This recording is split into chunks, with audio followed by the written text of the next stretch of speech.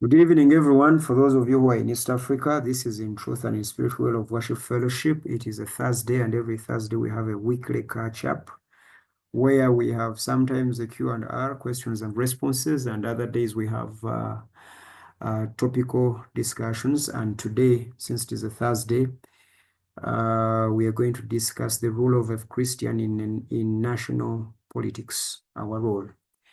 So we'll be investigating whether Christians have something to do about national politics, whether they should participate in or they shouldn't.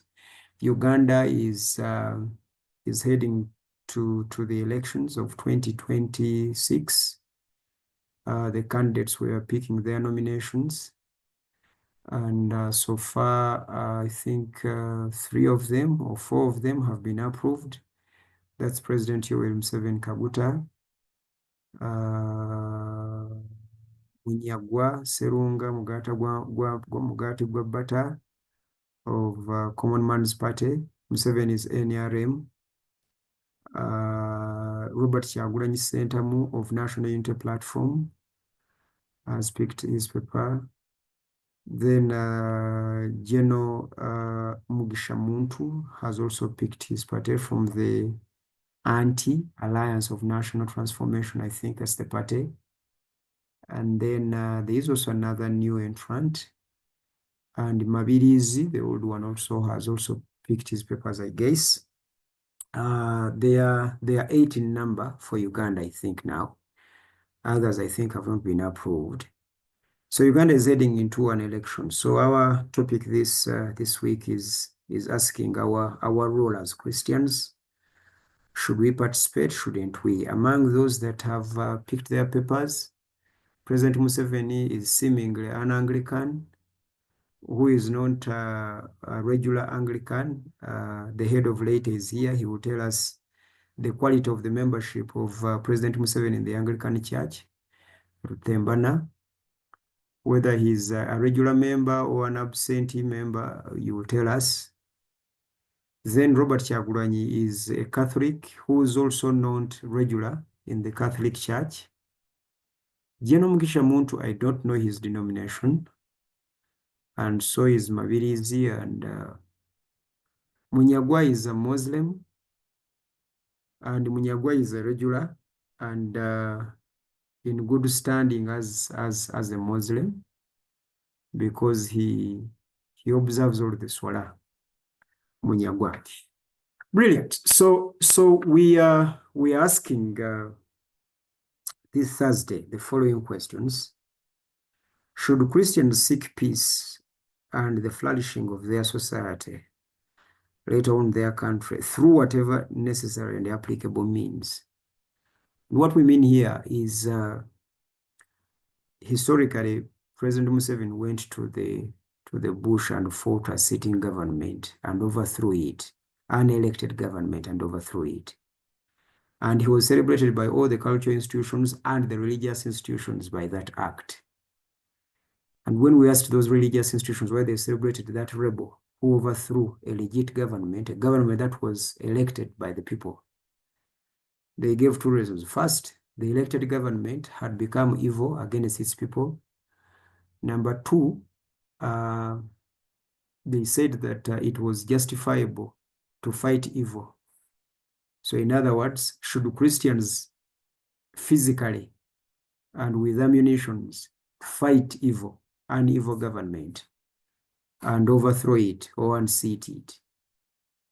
Is it the Christian thing to do?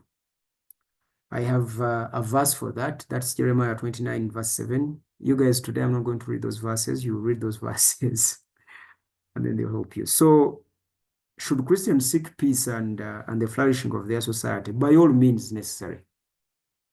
In other words, for the purposes of this context and this discussion, if the leader is corrupt, should we stand against that leader as a Christian to make sure that we solve the problem of corruption? Yes or no? Why? Number 2, we'll be asking, now that a group of believers filled with the Holy Spirit cast lots, should the Christians participate in voting? And you guys, I know a number of you who do not want to vote. One of them, I am not shy to mention him. This one is my brother. Jethro doesn't want to vote. I don't remember the last time he cast a vote. And there are many who look like him. Okay? So, should Christians participate in voting? All right? And there is a scripture for that, Acts chapter 1, verse 15 to 16, verse 15 to 26, where the disciples had to cast votes or a lot to determine who was going to replace Judah the betrayer. Good. Number 3, we'll be asking, are believers only gifted to serve in church and not for their country? Because according to the Bible, there are those who are gifted with interpreting languages, those who have gifts of healing, apostles, some apostles, others are prophets, others are preachers, others are pastors, others, you know those gifts of the Holy Spirit. So does the Holy Spirit gift us to only work in the church local and not even work for our country? Our gifts for church are not for country. Okay, so we'll be addressing that also as well. And I have a verse for that, 1 Peter verse 4, verse 10. You guys read for that. We are late, that's why I'm rushing. Number 4, we'll be also asking, how are Christians the salt and the light of politics? Can we be the salt and light of politics? Now that we castigate politics as a dirty game, why is it dirty? It is because you Christians have not sanitized it, you who are not dirty. So shouldn't you who are clean involve yourself into a dirty business and cleanse it from its dirt and flavor it? Now that pastors, because recently there was a bishop in northern Uganda who rebuked President Museveni. Someone should look for that audio, by the way. Jethro, you should look for that audio. I think it is in audio or video something. He was from northern Uganda. He rebuked President and told him, I'm going to tell you what others do not want or fear to tell you. Number 1, you are wrong to overstay in power. Number 2, those who are telling you that your government is safe, they are lying to you. All governments have fallen apart. You need to start working for your people and helping them. You have abused Ugandans. Someone should look for that bishop and share that thing with us. Jethro and Andrew Tembana, please look for that bishop. Now, so was that bishop being the salt of politics and the light to the darkness in politics or not? Is that how the Christian should participate in politics? I have a verse for that, Matthew 5, verse 13 to 16. And then does both, okay, doesn't both the church, which is here to preach the gospel and nurture faith, and the state, which is here to maintain order, punish evil, and promote justice, doesn't both belong to God, and shouldn't they work hand in hand? Okay, because in the study of politics, there's the doctrine of the church and the state, where some politicians argue that these must be distinct members and they serve different purposes. At a certain point, President Museveni backlash at religious leaders told them, you do your work and let me do my work. Leave politics for me, concentrate on preaching the gospel. Was the president right in that? Okay. The religious council is always trying to engage the politicians to see how, the religious council in Uganda at least, to see how services can reach the populace. Shouldn't the state and the church work together or hand in hand? Or these are just distinct entities that cannot cooperate for the betterment of the country? All right. I have a verse for that. Romans chapter 13, verse 17, and Matthew chapter 28, verse 18 to 20. Finally, amen, where people like the centurion in Matthew 8, 5, 13, Cornelius in Acts chapter 10, Nehemiah in Nehemiah chapter 1 and 2, Esther, the queen of Persia, in Esther chapter 4, verse 4, Joseph in Genesis chapter 41, and Daniel in the book of Daniel. Were these people just Christians or more of politicians? This is what we'll be discussing today. You're welcome. This is In Truth and in Spirit, World of Worship Fellowship. It is a non-denominational fellowship. We engage thoughts here. We provoke your thinking. We discuss all matters. For us, we think that politics is our business as Christians at ITiS. That's why we discuss politics. But we make sure that we flavor our discussions of politics with the will and the word of God to make sure that we don't run into unnecessary battles. May God bless you as you participate into this in Jesus' name. Amen. Okay, who wants to go? Who wants to go first? Stembana, your mic is on. Is that intentional or? Hey, Yes. I was driving, so I just left it on so that I don't have to keep switching Yeah, it okay. on and off. That's all right then. You want to go first, Eh, sir, anywhere? Yeah. Uh, from how you introduced it, me, I'm going to first of all say that Christians are not any different from other human beings.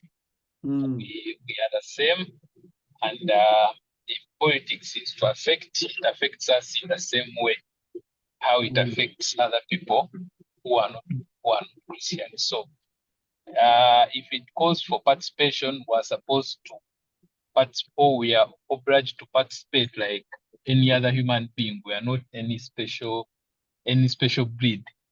mm. That will be my first point. Now, the second one, I'll Yes. bring the aspect of Uganda, Mm, the point of religion and politics, and I'll bring it in the historical perspective, in the context of history.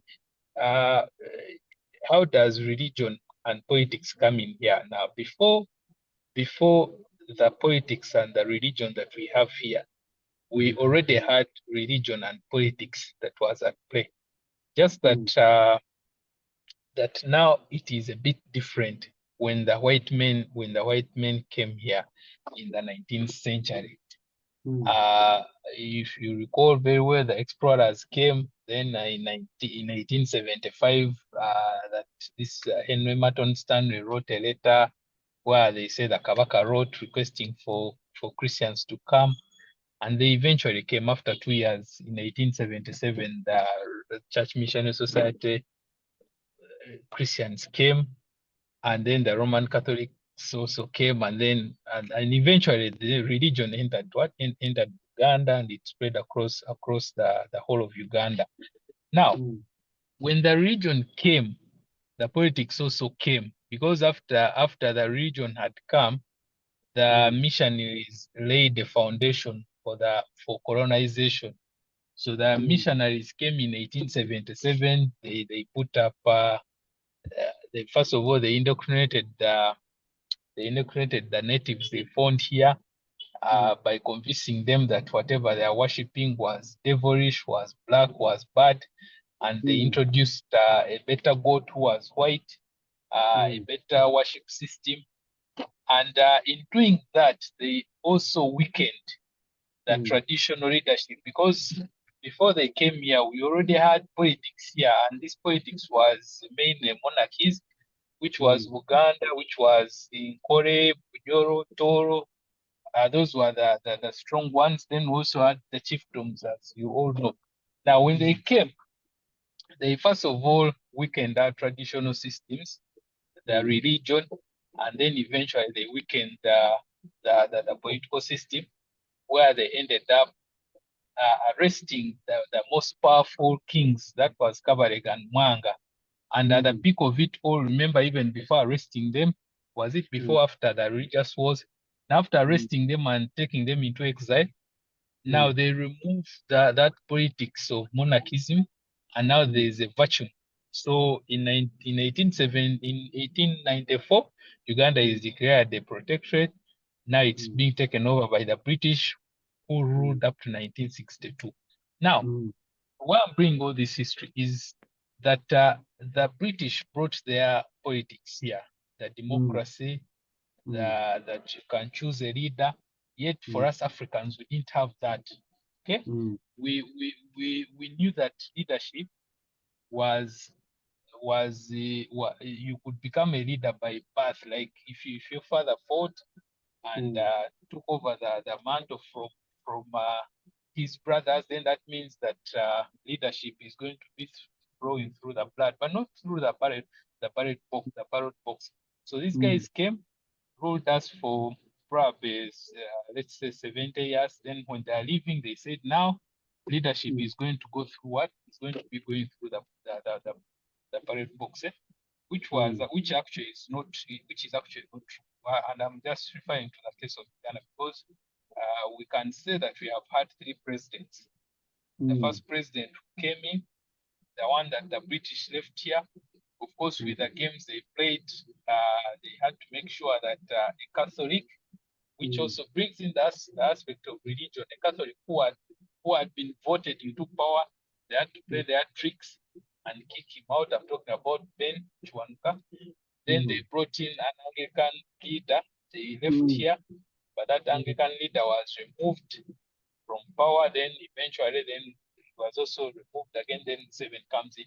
Now this guy who comes in 7 now goes back to the tradition, the mindset of an African that when I get power, remember power is like what we have said in this Ugandan context. It's so what you can say that somehow came through the ballot, but of course, the ballot of 1961, the Catholics will not agree, and the DP will not agree that actually it was legit. So you have Museveni who comes and becomes a true leader like how his ancestors were. You come into leadership, you rule. After ruling, and after you died, you leave it to your son. And but on this other side, trying to consolidate what the white man, what the Westerners shattered. Yes, try to consider. But on this side, the Westerners are telling you that you have to be voting every 5 years. And the man is like, okay, it's okay. Let's keep voting. But the reality is that we are back to our traditions. if you was not being coerced, that voting will not be there. And we are talking about Uganda, you go to Rwanda, go to Southern Sudan, go to the other time Sudan of Bashir, go to I think most countries in Africa are like that. Leadership is okay. Politics in Africa, we are still, our mindset is still in that thing of how the monarchies operate. So and which is not, which is, and Thembana, I want you to emphasize that it is not right to demonize our monarchical order of leadership and praise the Western democracy. I don't think that theirs was better than us. It could have been better for them, and ours was actually better for us. Yes, and you see, when you look at Britain, which colonized us, they have a leader who has the one who has absolute powers is the monarchy. Yes. Then they have this prime minister that they keep changing, and that prime minister probably has I don't know about the administrative. If Francis was here, I was going to tell us how powerful the prime minister is, but the real power is held in that family, and they don't vote for that family. Now, when you ask, should a Christian be involved? Me, I'll go back and say that because our system was disorganized, and now we are using a system that is not real. So how can a Christian be involved in this in quotes the so-called democracy, which is actually not really democracy, but we have to participate? I would say that a Christian should take a lukewarm position, because literally, even if you participate, there's nothing much you're going to change. Even But if why? you don't participate, You started by telling us that Christians are not special; they are as affected as non-Christians by politics. So why shouldn't a Christian participate in what actually affects them? now, because you see, when you participate, the participation of the Christian is the 1981 February 6th of getting a gun and you go and fight a regime. So if you want to participate as a Christian, then you can do that here in Uganda, or you go on the streets. They shoot and probably you do what Sudan did, the Sudan Khartoum did. That is the But participation that I But can see. remember, as I let you go, in your submission, I was following you closely. You said that somehow, somewhere, President Museveni has managed to smuggle monarchism into the Western democracy, and that's why he has overstayed in power. Can't we smuggle Christian values into this sin darkened politics, and then we flavor it with what is right at the same time? I mean, at that level of participation, not fighting physically, not having all those ammunitions, not having these strikes on the streets, but at least participating in a very logical and sensible way to try to sanitize this politics. Now, my argument is, you see, the difference between I'll borrow UK, where I've been talking about the power is in the monarchy. Then I'll also look at an example of Kenya and Tanzania, where the leaders Nyerere and Arap Moi decided to give people power. Okay. Now it was the intention of the leader to give people power, and that is why in Kenya and in Tanzania we see something that is a bit, there's some democracy, because the president does not have absolute powers. Their leaders Nyerere and Moi gave away that power. Now, if Museveni or the leader that comes after him does not do that, then we are lying to ourselves that we can change anything with it, with this participation in the political exercise. Until that time happens, that we have a leader who has agreed to give power to the people, then there we have the power to choose. But until that, and if that thing hadn't happened in Kenya, up to now, if Moi had decided to rule them the way you wanted to rule, we would not be having this change of leadership like it's happening. Or if Nyerere had decided not to give away power, it would also still be like Uganda. Okay, brilliant. Thank you very much. Thank you very much. Our resident psychologist, Dave on the mic. Can you say hello? Hey, Dave, is that you? All right. Still switching on his mic. Ariong, are you well? Are you driving or you? No, I am well. I'm well and listening in. That's all right. Jessica, you're welcome. It's good to have you here, my sister. Keep following. All right. I have lost Jet. Now, okay. Any person who wants to come in at this point? Noisy background with Dave. He cannot. Okay, I hope you can hear us with that noisy background still. If you can hear us, that's all right. You keep texting us so that we can follow your thoughts. So Ariong, do you think as a Christian you should participate in politics, or it is a dirty game for us Christians to avoid?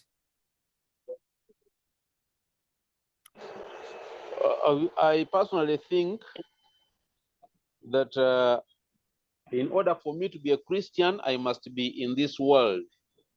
Yes. Where there is that all over. So saying a Christian should not participate in politics is being docile and lazy,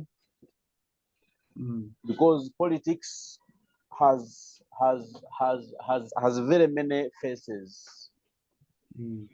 In friendship there is politics, in marriage there is politics, there is this other mainstream politics of ruling a country, nations. So before we can say Christians should not participate in the politics, or they should participate in the politics, we need to appreciate the fact that Christians are well and aware that they are in this world where politics matters, where political beliefs matter. After all, even Jesus is a politician.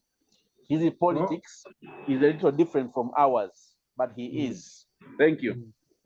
Oh, brilliant, brilliant. That's very helpful. You have actually reminded us that a human being is a political animal. Majority of their sociology is politics. Marriage is about is playing politics. Family is a political arena. Workspaces, there's the politics of the workspace. There's the politics on the street. Okay, I think that's very interesting. And then the other thing also to emphasize is that uh, uh, if if you don't want to involve yourself into political affairs, politics will involve itself into your personal affairs. So it is better that you the best way in football, we say that the best way to defend is to attack. We argue that it is a little bit better to involve yourself into politics before politics involves itself into the affairs of your life. That's brilliant. Governor Sebutinde, tusanyiza okulaba. Are you there? Can you talk or you are far away? Can you say hello? Yes, I can say hello, but I don't know how is the noise. Okay, that you okay, you okay, you okay. In case you want to say something, you'll come up and say something. I just wanted to congratulate you that in these campaigns we have a Muslim candidate, Mubarak Munyagwa. So Islam is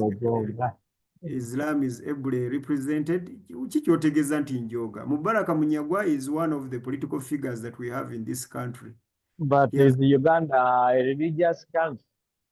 No, Uganda is not a religious country, but we are trying to demonstrate how religion can participate in politics. So when we get these religious people participating in politics, we celebrate You are them. misleading. For instance, President Museveni is an Anglican. I don't know whether he's in good standing with the Anglican Church. He's a Muchwez.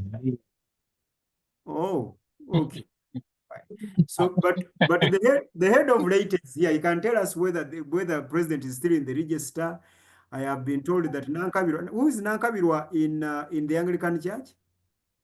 She was made a canon recently. Uh-huh. A lay canon. Yes, so we have a lay canon who is the Minister of Energy. So I think religious people should participate in politics by all means. And I think having a lay canon in the Ministry of Energy has actually boosted our Ministry of Energy and is performing because we have a lay canon. What are you laughing about? And Isaiah, yes, that guy, the seventh day who was the president of, was it Malawi or I think Malawi. Zambia. Didn't he Yes. lose? Hasn't he lost? I don't know whether he lost the second term. I have not checked yet. Because they are voting. I think they are voting The one this for week. Malawi, I was think he lost. Isn't he the one who lost and the other one got 57%? Yeah, I think he lost. But I'm told he was very corrupt with his SDA church, with his religious beliefs. Isaiah, go get a mask. So basically what you are saying is that I thought I was adding on, basically you're saying that important information. Christians are not the light to politics because they look like the politics. Or you're trying to say that because Robert Kyagulanyi had a complaint that religious leaders have not helped the struggle because the sitting government bribes them with the cars and what, and they cannot speak their mind. And some of them actually have demonstrated that. The religious council has also been accused that is not doing their role because the president has distributed the cars among those religious leaders and the most influential ones. So they are not doing their role of being the salt of politics and the light of the dark politics. And then you came up with that example of that corrupt religious leader of Zambia. I don't know whether you're talking about the Zambian Seventh Adventist or the Malawian born again, because for Malawi it was a born again. Yes. I'm going to Google. I'm going to Google and it's called Chakwe. If it's that Chakura, then that is Zambia. I think that is Zambia. Good, brilliant. So Yes. So people here can't talk, unfortunately. So we we we are trying to ask ourselves But yeah, where tell them we are open. We are open-minded. Let them, we shall we not are judge them. mm, we are trying to to ask ourselves how we can better participate in as Christians, and by we I mean Christians. How can Christians participate in this whole thing? Now, now that 17 day oli wano, I would like to ask you: was Prophet Muhammad just a religious leader, or also a political leader and a revolutionary? He's a leader, and a leader means politics.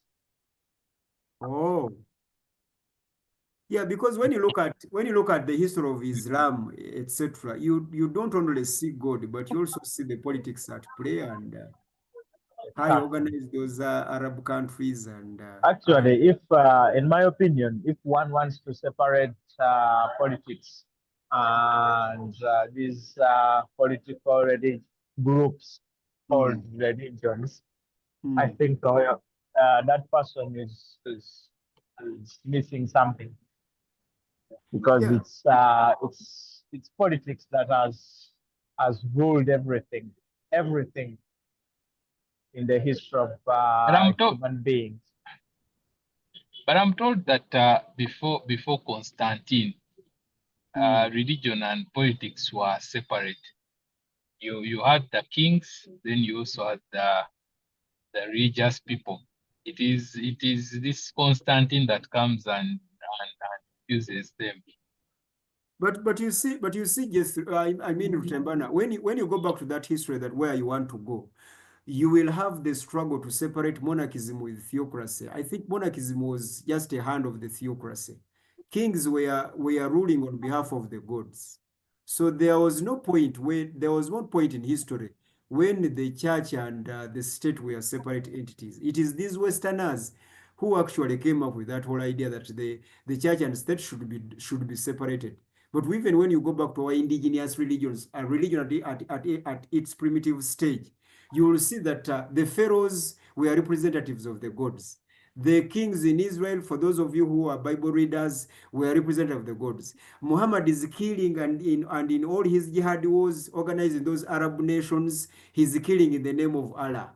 And he is saving and says, redeeming others, believers, in the name of Allah. That's why I asked Sebutinde whether you can separate Muhammad from politics. Can you separate David, the most popular king of the Bible, from politics and religion at the same time? Then when you come back here, let me talk about on behalf of the Baganda who are not here today. At least the Dev who is here cannot speak. But the Kabaka Mutebi is the representative of the gods of Buganda, and that was our leadership. So you can see that significantly the church and the state are one and the same thing here. They are one and the same thing. But recently we had Actually, mm, mu Buganda bagamba ye kabonero akalaga nti Katonda n'ensi yaffe ekola exactly. somewhere. Uh-huh. So our setting of monarchism was almost a hand or a branch of a theocracy. You see, so for me, I really think that whole idea of you can separate church and state. I don't. It is just. It is also another politics to make sure that the values that the religious leaders are going to share won't gag the corruption and the deception and the deceit of politics that want to be exercised. For me, I think that's the whole idea. And when you go to the United States, Trump was voted in religiously. The conservatives are the religious again, are the most religious. So you can see that the church had a contribution largely to the success of Trump. Back here in Uganda, we had a war between my elder brother, General Muhoozi Kainerugaba, and Sheikh Chiti. I don't know whether you guys have been following Sheikh Chiti. Sheikh Chiti is a Muslim cleric, and he keeps showing his side. He's a supporter to Kyagulanyi, and because the politics in Uganda has been abused to the level of offense and defense, to show that you hate Museveni, you have to offend him, which I disagree with. And to show that you love Kyagulanyi, you have to offend the sitting government.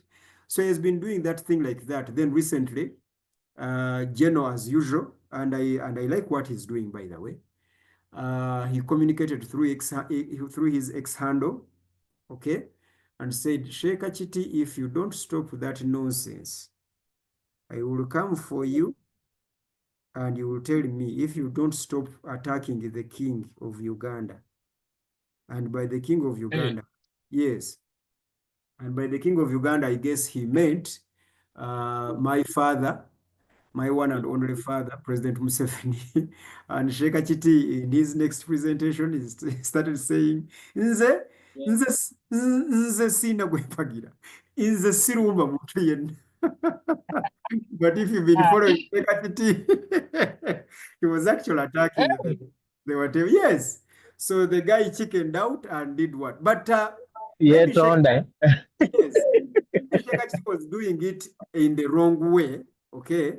But again, how better would Sheikh Chiti have participated in the politics? Because why do you have to threaten Sheikh Chiti? Why don't you appreciate the correction from Sheikh Chiti? Then to Sheikh Chiti, I ask, why do you have to attack and insult Mutonzi waffe yasalawo, meaning that anytime the president might die? Why do you have to use that angle of insult and not use a professional way and a better way? I mean, why don't you be the light? Why don't you shed light on the darkness of politics instead of shedding darkness on the darkness of politics by insults? I think I think as religious people, that's what we need to do. Anyway, good. Any person who wants to share with us? Yes. Isaiah, Yes. me, I want to come back to where I stopped. Okay? In the 1970s, we had an archbishop who was eventually killed in 1977, and they say that he used to criticize the government of Amin. But on the same hand, there's also another cardinal for the Roman Catholic Church who was called the Emmanuel Nsubuga. And for him, he was not murdered. But in Nsubuga, they say, from what history or from the history I read, he was also equally very, very, very. He used to criticize Amin's government, but for him, his criticism was stopping on what? On the pulpit, and I think he was using the pulpit effectively by criticizing what Amin was doing. The same thing that this guy was also doing, Ruum. But Yes. what happened is that okay, maybe this is to drag you to some history, but people say that the State Research Bureau did some intelligence, and indeed there are some reverends that were shipping guns from Tanzania, and that is why Rum was killed. Rum was not killed because he was criticizing with his mouth. Rum was killed because for him he had taken the war physically by engaging what? By engaging arms. Now, me, that's why I said if you're a Christian and you want to engage, for example, because this is a military government, you know, that is one thing that we fail to understand. This is a government that is being led by rebels. There's a time when we were talking about, look at a guy like Sare. He started fighting when he was 16. Eh? He started, and when you talk about fighting, we're talking about killing people. He started seeing death. In fact, even his nickname, they say that he was called Rufu. He started seeing death when he was 16 years. Okay? So you can imagine his entire life. He doesn't, he has no life that he lived. There's one that died, I think 2 years ago with one eye. There are so many generals that are living where they say they have. Then also even the president himself is a former rebel leader. Now, I want you to understand the people that are leading us, and then you tell them that a ballot can take them away, or you shouting as a reverend that you go, or like Sheikh Achiti, you just go and start saying those things and think that such things can move a man who started seeing death at 16 years.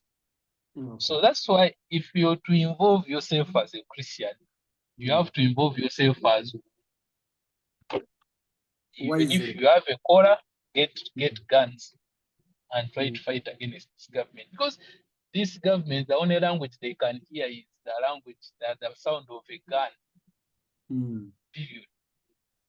Yes, but you see, with or without the gun, I think we can, as Christians, we can still participate in politics. We might leave the guns for them, since they are gunmen, and then also negotiate our role also, because we still have a role to play. It's not the gun in the ministry. It's not the gun. Negotiating. Yeah, I know. Yeah, I know. Yes, you can negotiate Rufu. You can negotiate Rufu because now Rufu sits in Kapeka and sits in northern Uganda. Then Rufu calls the parliament to where he is. But you can negotiate Rufu about the health care. If you are the Minister of Health and tell him we need these and these drugs, you can negotiate with Rufu about good roads. You can negotiate with Rufu about education system, as long as Rufu is in charge, you can negotiate these other things. But I think we Christians also have been lazy. We have not participated because look at, you are the historian here. Look at Idi Amin and the other guy the Janan. Yes, you can see that the Janans were making some noise, really. They were making some noise. But the silence and the indifference by the modern religious leaders is also scary in one way or another. I think we can do better than what we are doing. So this whole thing of these are gunmen, these are former rebels, etc., yes, they are, granted. But can evil stop us from getting out of our houses? I don't think so. We should get No, out. And actually, what we should stop is us from religion, to involve ourselves in the politics. Because take an example of Congo, and when you take an example of Congo is full of I think Christians that are ruling the government. I mean, they decide who comes in, and it has been all priests, it's been chefs, been religious leaders who have okutukuta bakuyita batya mu luzungu, smuggle, who smuggle guns, who smuggle luggages that are not allowed, by the government, and so forth. So I think it's religious leaders who have put themselves into this. And there is yes, no way they can, you can say, no, I'm a religious leader, I'm just helping some people to overthrow the government. I would yes. kill more if I was part of the government. I would kill everything. And I think I agree with you. I agree with you, Edris, because I think the biggest problem to our country is not the politicians. It is the silent majority religious people of Uganda. Okay. Yes, Marion. Thank you. And I was actually making this point. Let me read you a comment from my my Marion, and then you hear what she says. Most of our religious leaders are silent of injustices because they have been corrupted with earthly materials. Okay, let me see whether earthly materials and they dare to tell the truth to our political leaders. Okay, fine. Now, yes, me, I don't want to go I don't even want to go to them being corrupted. But even those who are not corrupted, because not every religious leader has been corrupted. Categorically, religious leaders have been corrupted, category number 1. Religious leaders have been threatened, category number 2. Religious leaders are just indifferent. They don't care. They are quiet about what is happening in the country. So I think the biggest problem, the statement that I was trying to make earlier before this comment of my Marion, is religious leaders are the biggest problem to this country. Why? Because they are the silent majority. Let me borrow the term of Gargamel, the Gargamel boss. The religious or the Christians are the silent majority, and the silent majority are the biggest problem of this country. Of this country. Why would religious people not participate, you know, in the elections, for example? For example, okay? Now, let me ask you another question. How many of you cast their vote last election? So if you're on this call, please tell me that you did. Let me start Yeah, with I voted. Yes, you did. Ariong, did you? Up to local government, I even voted for Kwaku. You even voted for Kwaku. Yes. Ariong, did you? Okay. Dave on the mic, text us and tell us whether you did. Jessica, tell us. And everyone else on this call, please tell us. Just text us and tell us whether you did. Now, out of the people who are here, you will see that only 4 did. You see? I voted. I voted. Those are 3. You see? Then there's one who voted and lost interest on the way. Okay? So many people lost interest and they no longer participate even in voting. How are we going to influence? Now, there's this idea, you see, whether you vote or not, they are going to rig it. They are going to rig. Now, when they rig, how can you even get the guts to complain about the rigging if they did not rig any of your vote? You didn't put any effort to go and vote. How will you even have the effort to fight the injustice of Jessica didn't? Of course, you are the silent majority. How do you get the power and the interest to go and fight for something that you never invested in? So why are Christians or religious leaders, majority religious leaders, not actually voting? There was when Chagulanyi was standing, I think that was in 2021, I guess. He had this catchphrase of his campaign, Funandaga Muntu, get a national ID. The idea was the rest leave them to me. Yes, the rest. the idea that influenced Funandaga Muntu was Ugandans do not vote anymore. The Electoral Commission recently said that it has got 22 million voters, right? But out of those 22 million voters, the Electoral Commission only has 8 million voters, and that is plus the ghost voters to balance the election and determine the winner. In essence, the Electoral Commission might have only 5 million voters. Now, 5 out of 22 registered people is wrong. The population of Uganda as a country is 50 million. Out of the 50 million, we have like 30 million voters, eligible voters.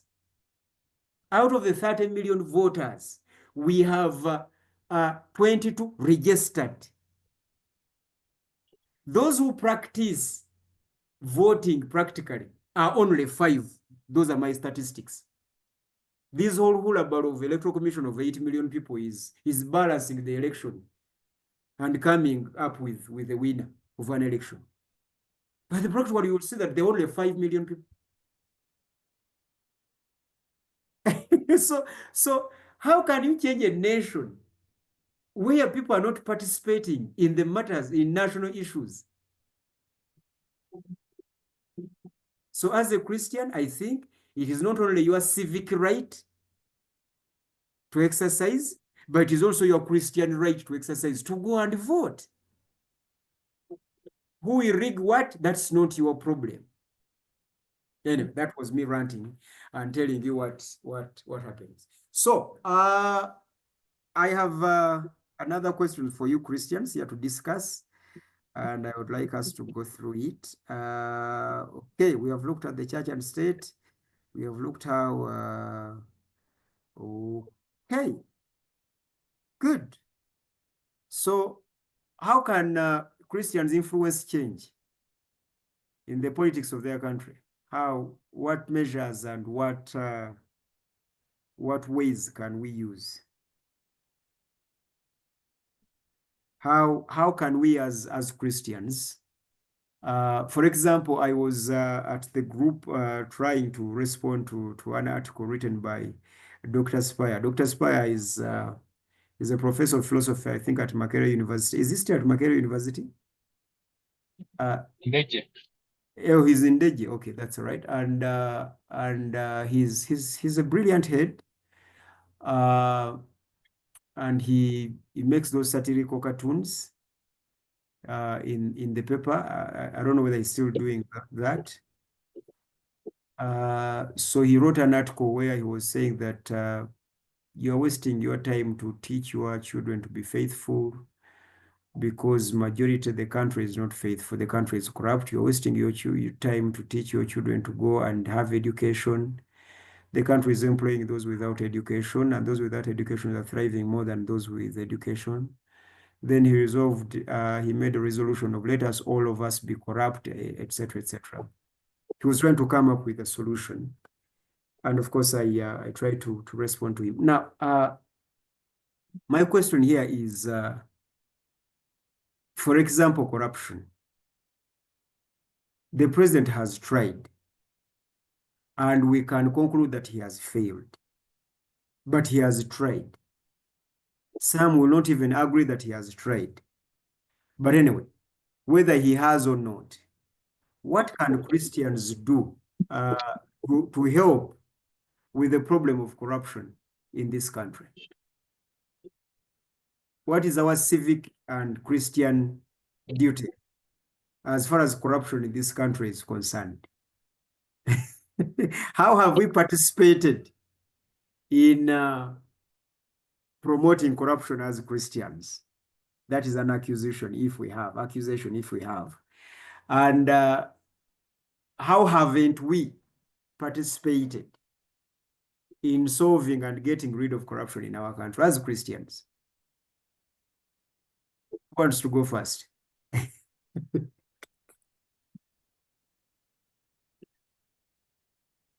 Oh, the Christians here are all silent.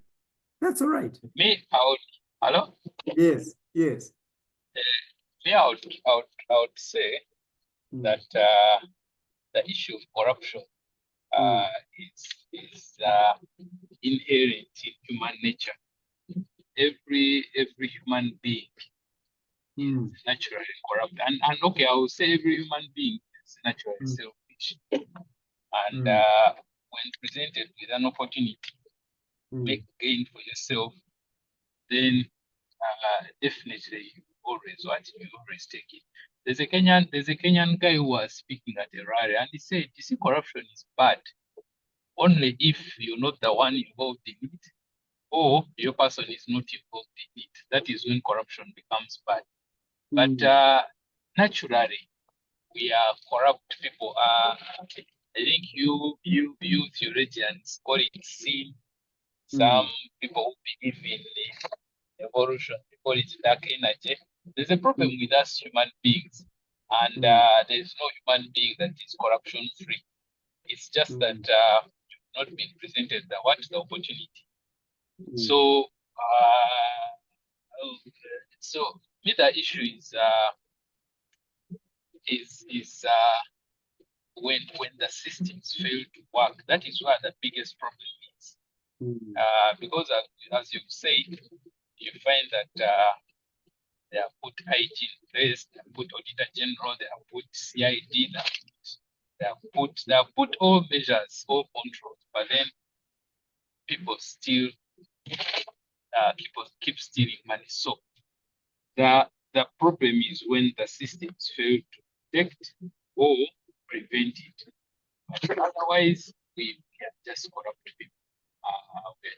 people. And even the environment that we're in is also bad. So you cannot blame someone for being corrupt, really. Okay, so Rutembana, now that I have you around and others will find us, I would like to task you, because I know you are a fellow Christian, you and I are Christians.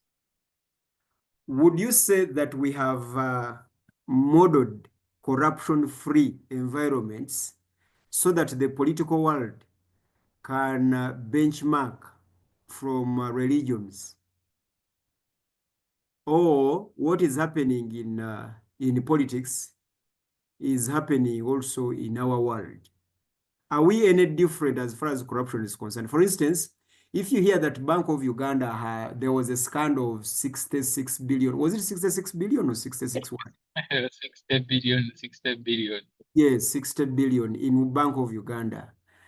Do we hear such things in the Catholic Church, in the Anglican Church, in the SDA, in the Pentecostals? Or we don't hear anything like that?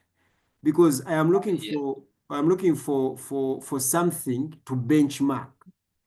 Okay? Or we are one and the same. Okay. Let's start with the Pentecostal Church. Let's first remove it, because that one is bad. Is what? Is bad? That one is bad. That one, first put it aside. Okay? No. How bad is it? How bad? It's bad that we cannot even discuss it when we're discussing corruption. That one, let's first put it aside. Now we come to the that is not fair to the Pentecostals. But anyway, continue. No. That one we know it. At least when we're going to analyze maybe 4 religions. So we first put Pentecostal aside. Now we come to the Swahabas. Yes. Recently, their mufti was almost selling every property of Uganda Muslim. Uganda Muslim Council. The religion was divided.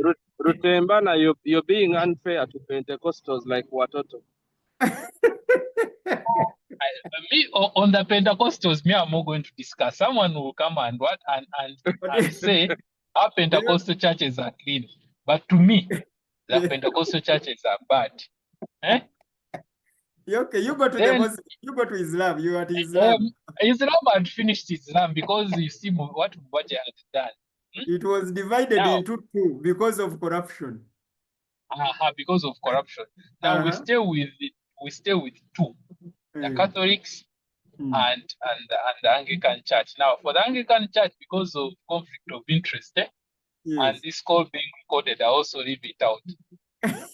Someone else will discuss the Anglican Church. Then now the Catholics. Yes. Now for the Catholics, it is one thing that it is one institution. They may not be perfect, but I think it is one institution that is at least okay. One, based on how the institution is organized, the things they do. If you ever move around, you rarely even find a Catholic church in Chikwempe, or in Chibanda, or Bivata and what. They are very, very organized. It's a very organized institution, and because of the things they do, they started expanding Christ the King around 20, I think it was 2018. They expanded it, finished it, when our Cathedral of All Saints Church had taken close to 20 years, still there. But they finished it, expanded it, finished it, put up even a building, commercial building to give them income for us when we're still there. So because of that, it shows how an institution is probably organized, and maybe the vice of corruption is not there. Now that comes back to my point where I said systems. The moment you have systems that do not allow someone to steal, then you're doing very well. Because even if you have a shop, and on that shop you have a cash tin, but that cash tin is not locked, you bring temptation to the cashier. That cashier can easily take away the money, but if the cash tin is locked with a padlock and the owner goes with a key, that is a good control. So I think that Catholic institution has good controls over its resources. That's why corruption is minimal. I will not say it's not there, but it is minimized because of the controls. That's okay. Thank you. Thank you so much. So, so Dave, on the mic, you are saying that politicians can benchmark watoto. Because recently I heard that after Skinner retired, watoto was handed over to the 4 Ugandans, and there was a corruption scandal recently in Watoto. I don't know whether you, Dave, you have been following, but you need to investigate that. You need to investigate that. Then Rutembana, with your Catholic Church, I think we also need to address the branches of corruption and the modes of corruption. Just because the Catholic Church is building institutions and putting there mapera, ITiS, that does not necessarily mean that the religion is not corrupt in one way or another, because that would just be substances of what it collects. That is also another mode of corruption. But anyway, we can still benchmark at least on that at least for them they are working. Then you also left out the Seventh-day Adventist as a regular member in the Interreligious Council and the Orthodox Church in Namungona. So we also need to hear stories from that. You know what was happening in Chireka of the Seventh-day Adventist as far as corruption is concerned. Maybe something about the what Rutembana has talked about in the Catholic Church. Yes. About what you're saying, Pastor White. It's the different types of corruption, all right? Yes. You said something like that. Yes. I know that there is a little bit of favoritism. Is it called favoritism or some? If you're good to the bishop, you're not transferred. Yes. You can stay in one place for Still, that is some corruption. time. That is corruption, and it happens. It is happening. However, we still give them the credit that they have. They still have controls over. At least they are above and over, better than the other. Don't even talk about Seventh-day Adventists and. But still, as the Catholic, we need to ask them how many orphans are they sponsoring in school? How many widows are they feeding? They have that relief organization, so you need to go into that report and see how they are using those funds in that relief organization and the scandals that have happened there. Because like Rutembana said earlier, the issue of corruption is a nature thing, not a nurture one.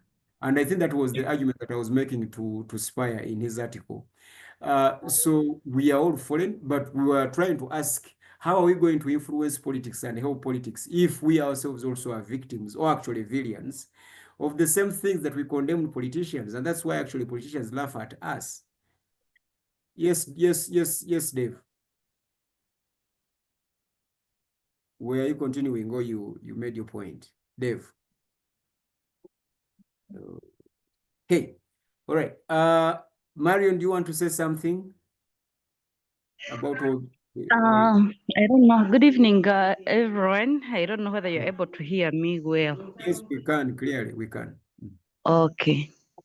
I think in the past, religious leaders were given a lot of respect and they were listened to by political leaders, especially the kings in the Bible, used to respect and act according to what prophets used to say or tell them, because they believed God gives the authority to rule and be leaders at the same time. And we see most of them never undermined the prophets or religious leaders. It is on that same point I give my opinion that leaders should come up and tell the truth to whichever leader will be ruling and stand for the truth. And I Yes, believe with that we shall exactly. have a change in society. Yes. And I think Marion brings out a very important thing. If we are to influence, we have to have that integrity with the cloud. We need to have a clout on the clergy. For example, if I asked all of you right now and you tell me who is the most respected religious leader in Uganda, do you have a name? Kazimba. Okay. Okay, Kazimba. Is it because he's an Anglican or what? But seriously, we need to have that discussion. Why? Why? Because when we have such a figure, then that figure can be the voice of the nation. You remember how the womb used to be? Okay? Those respected religious leaders, even in the Bible, like Marion actually was reminding us, there's a day when Nathan summoned King David, and David had to go and listen. The man of God has come. Leaders were afraid of religious people. And that is how religious people became the salt of politics and the light of politics. But today, as we speak, it is very difficult to pinpoint the most religious, the most feared or respected religious leader in Uganda. So how can now religious leaders influence if they're not even respected by the politicians? And why are politicians not respecting us Christians? Because we find ourselves in the same dark corners at night doing the same things. We run to them for help. So they don't. And I think that is really a problem. So we have failed. Yes. Pastor, yes. I now have a little bit of Zen background. Yes. What I wanted to say is it is very sad that even the religious leaders, you see how Pedson Rutemana mentioned Kazimba and we laughed. Yes. Our religious leaders have been reduced to laughing stock, have been reduced so much because of the benefits they are getting, the small benefits they are getting from the congregation, from the government, from society. We can't use them as a benchmark when we are fighting corruption. You can't pull out Mubaje to speak because he's a victim. You can't pull out Kazimba. He's a victim. It is very sad. Are they victims or villains? They are both actually. They are victims and villains. If you're in the Archbishop's good books, they don't transfer you. I have a very good friend of mine who was actually supposed to officiate our marriage, Reverend Mary Woma. He's a very good guy, very good preacher, but don't put him anywhere close to money. I am sorry. I am mentioning names. He's a very good preacher. He's, in the Anglican Church, he's very good and very moving, very good at mobilization. But everywhere he has gone, there are scandals and scandals of money. So how do you call him like at Kololo, when we are talking about corruption and the president and the MPs and the ministers around, it is very sad. So basically, you guys, what you are saying, we Christians have no moral authority to We castigate don't have, politicians. we have no moral authority to stand at 797. You have failed. You have failed to fight corruption. No. So the church, At home, yes, the church cannot rebuke the state. That's where we are now. that is where we are now. Dear. Oh dear. Who of us here is not? You said a villain of corruption. Yeah, some of us are victims. You see, when you are driving a car and the traffic officer stops you, you don't want to give that, but again you have to report to the synagogue. So you give something kidogo so that you can go and serve God better. Ask parents with candidates. This parents on this group with candidates. If your child came and told you that Kusomero they've sent for us for some kamane to get kasasa, and you'll say my child don't go, don't you know? It is very sad that we are in this thing, all of us. Let's stop pointing fingers. In any case, we should be the ones to go to front. We should be the ones to on the front line to fight, other than sending Mubaje, Manya, Bishop Kazimba, Bishop Kajoba, you know.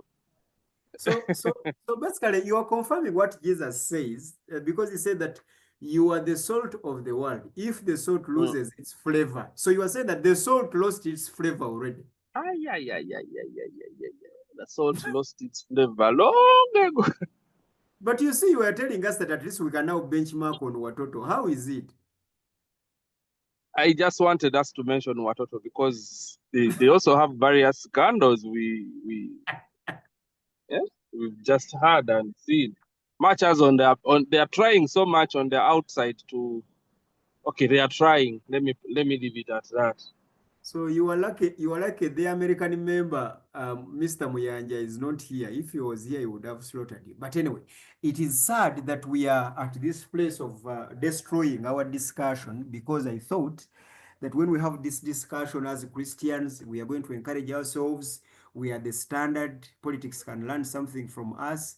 But you have already disqualified us as the standard, and you have dismissed us as the salt, because you've said that we have also lost our flavor.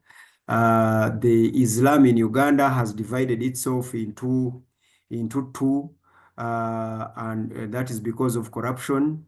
Rutembana was here praising the Catholic Church, but as we speak today, the Catholic Church in Uganda has got 4 leaders, which each of them report to the Vatican directly, and that was also due to corruption. That is how we managed to divide the Catholic Church in Uganda, having 4 leaders that report directly to the Vatican. That is something peculiar to Uganda in most cases.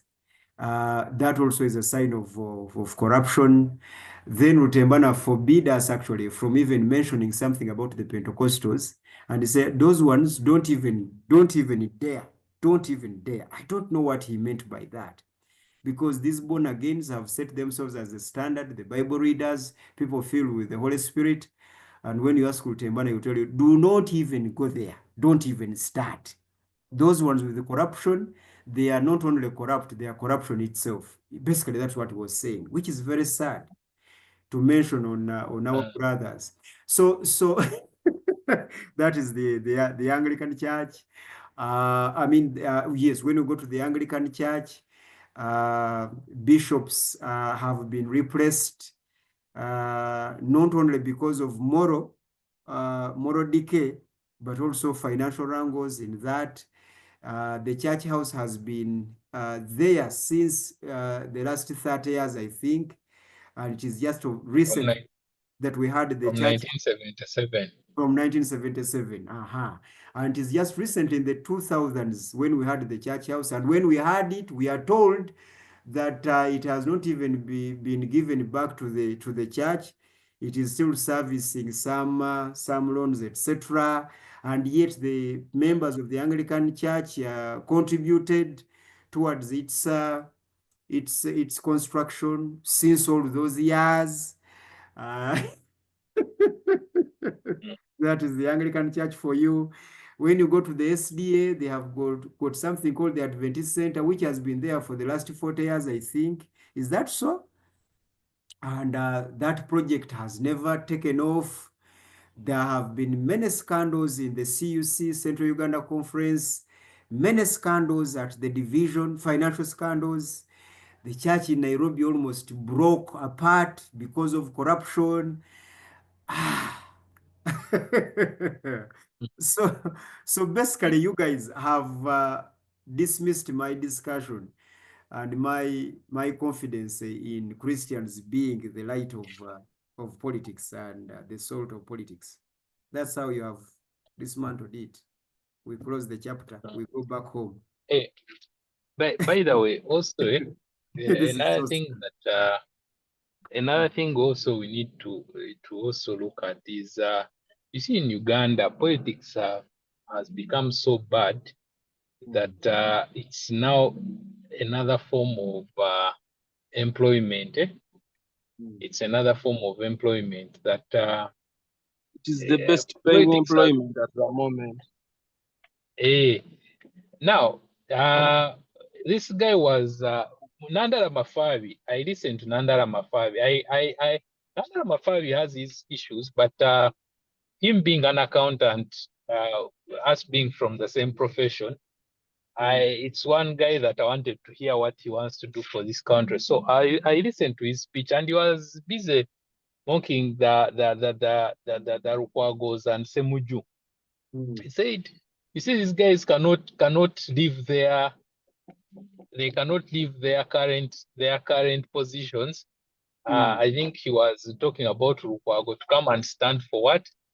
For president, because he knows when he leaves road mayor, he is going to lose. He cannot win 7. Definitely in his head, he knows that. And to him, he better says that PPF is not fielding a candidate. And we're going to support Bobby Wine. But Nanda Mafavi was saying the reason why they are doing that is because he's protecting his job of Lord Mayor. And this cuts across all the for example, that parliament. Their MPs. For us, we have an MP who is a medical doctor, even had an NGO called the Kobe. Very, very serious, brilliant guy. But somehow the guy entered politics, and even when he lost this recent term, for us, we thought that he was going to come back to his profession. He has a hospital, but still he's still coming back, chasing politics. So politics in Uganda has become another way of making a living, and because of that, what you're asking as a Christian, what role can we play when it comes to survival? Then morality takes a back seat. You first survive, then you think about morals after. So in such a situation, it's very difficult to even come with your Christian morals when people are chasing for survival. They will not do it. They will not work in any way, because survival doesn't know morality. So the reason as to why we Christians cannot influence the politics of our countries is because of survival. Yeah. So in other words, you are saying that we Christians and religious people are hypocrites to claim that we depend on God, yet when money shows up, we depart that dependency and celebrate money. Yeah, definitely. Oh dear. So the politicians, when they are bribing people in an election, like in the elections that we're going to go into, for example, I think President Museveni has already given cars. Has he already given cars to the religious leaders? Most probably. Yes, and I saw a religious leader openly telling him on a certain rally that, Mr. President, I want a new car. We are going into elections. This one is old. Hey. Now, if you have such religious leaders and you have such Christians, those ones cannot influence the politics. In other words, what we have today, it is not the church influencing the state. It is now the state running and operating the church because of money. And I think that is sad. I think that is really, really sad. Now, gentlemen, we have 4 minutes to go. In case anyone has a parting shot, this is the time that you can. The usual suspects haven't been here. The American Muyanja is not here. Ariong has been on and off. Jethro hasn't been here. Servide, we've missed him. Dr. Mukwana, we've missed him. True Tangazo hasn't been here. A number of the agents here haven't been here, but we had our show. We missed them. They will listen to the recording and then they will get back to us on all other platforms. But I would like to thank all of you who are here. And this is your time. If you have any parting shot, what you've learned, what you'd like to say. Those of you who cannot talk, you can text. And those of you who can talk, you can tell us your parting shots. What can we do? What do you think we can do to change our country as believers in God? How can we even start by changing our entire thing? Munachalo, are you there or you got engaged somewhere? Joli, tuwe ekigambo ekisembayo tugende.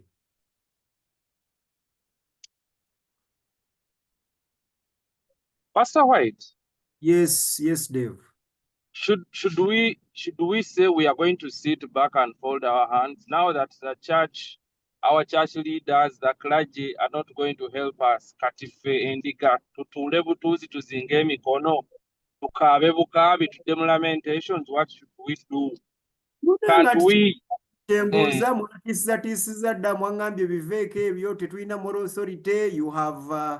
You have threatened me, so I don't know. Tunage mbabuza, what should we do? Should we just give up? Okay, our leaders have been I think instead of waiting to hear from our leaders, from our clergy, waiting to hear from our pastor, what does our pastor say? Let it start from where we are. When I meet a police officer on the road, let me not get tempted to give a bribe. Instead, calculate too, so that I am not compromised that is going to force me to give a bribe. Exactly. Yes. We should start. If you're a driver, get update your driving documents. Drive in the right lanes, right speed, do the things the right way, so that you're not put into a position where you're pushed to give a bribe. Okay, brilliant. How do you want the police, Davis? Yes, Davis. How do you want the police? How do you want the police officer to survive? Do you want to say that all police officers survive on bribes? Yeah, do you know how much they pay them?